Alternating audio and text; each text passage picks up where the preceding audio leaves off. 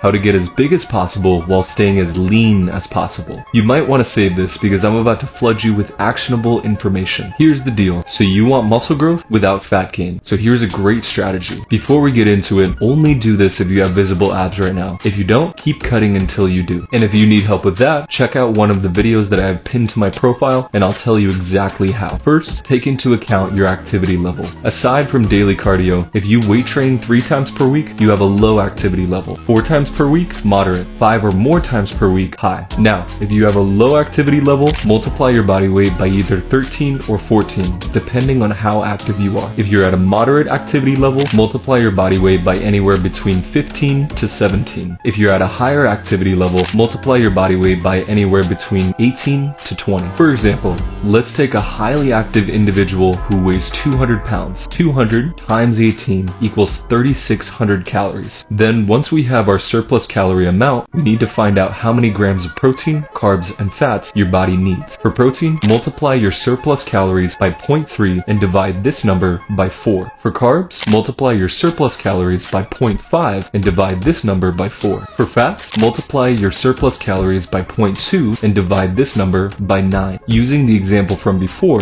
that gives us 270 grams of protein, 450 grams of carbs, and 80 grams of fat for a highly active individual who weighs 200 pounds. Now, obviously, these calculations are generalizations. Adjust them based on how your body is responding. Next, delegate these macros into 5 meals throughout the day filled with nutrient-dense foods. If you feel mentally fatigued from dieting for a long time, have 1 refeed meal, not an entire cheat day. Next, aim for 8 to 12 hours of sleep if you can. That is when the gains really compound. Do not exceed 15% body fat if you have male genetics and 24% body fat if you have female genetics. If you creep a little over those respective percentages, lower your calories. Staying at or below 15 or 24% lets you keep growing lean. Then if it's time, we dial in to lean out even more again.